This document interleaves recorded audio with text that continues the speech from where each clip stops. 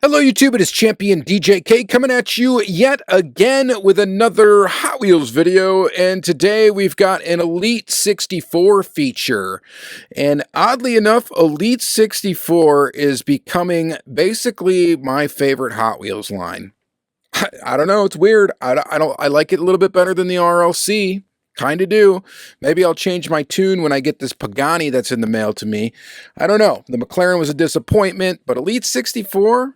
Maybe it's because my expectations are a little bit lower. I'm not really sure, but I've been digging this line. We'll see what happens when we open up this Porsche.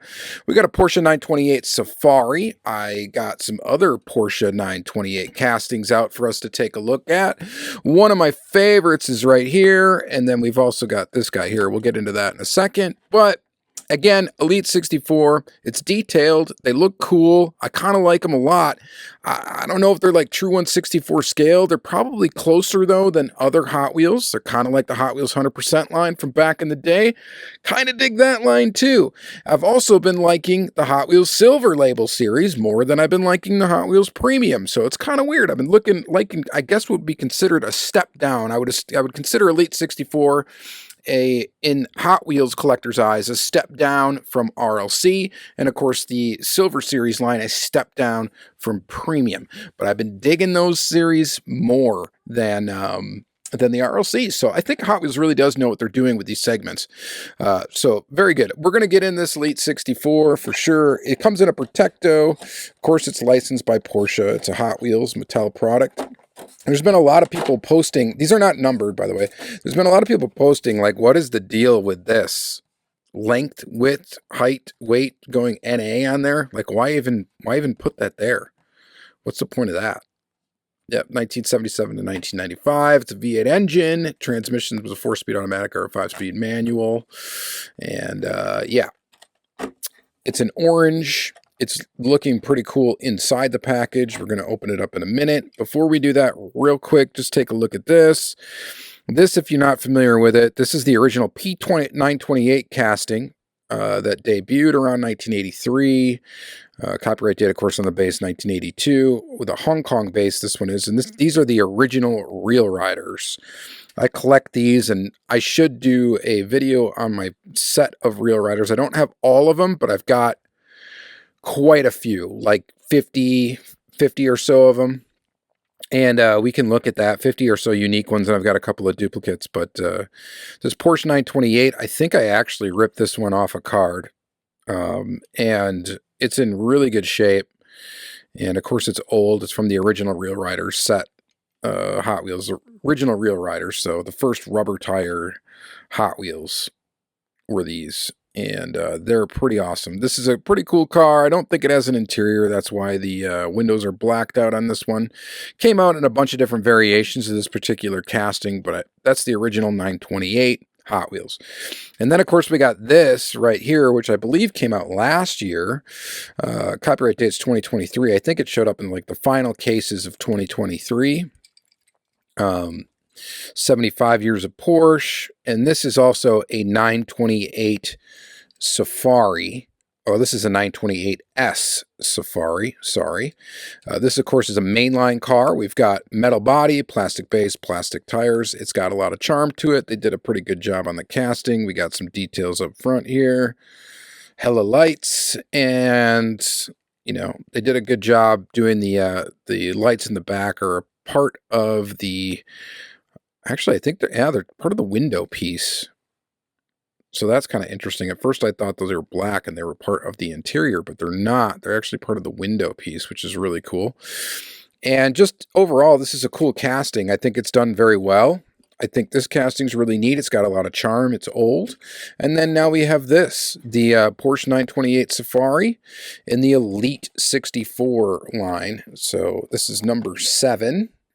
So these have been being released sequentially. I don't know if I could even name the first 6 right off the top of my head. I know we had the Chaser, we had the Mercedes, we had, what was it, the Audi, we had, man, I'm not going to be able to do it, am I? We had the Mustang, that's 4 of them, with 2 of mine missing.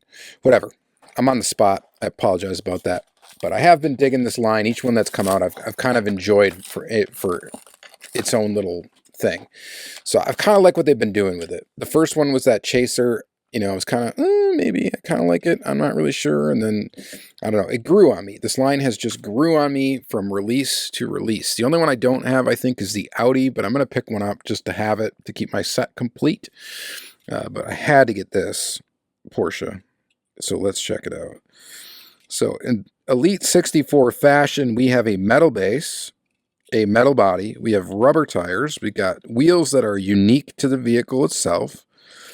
So this is Hot Wheels making premium Hot Wheels, like real premium Hot Wheels. Inserted details for headlights. Very cool there. And lots of nice little details all around. Oh my goodness. The spare tire up here, believe it or not, is actually rubber in that recessed thing. I think I got a slightly flawed one. There's something weird with the plastic rim in here.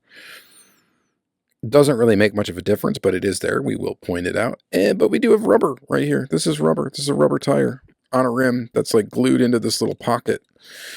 You get inserted details for the taillights. That looks really good.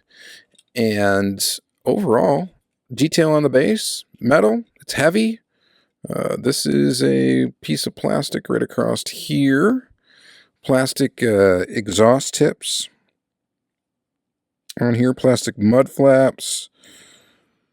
We got the lights in the front. The graphics look good.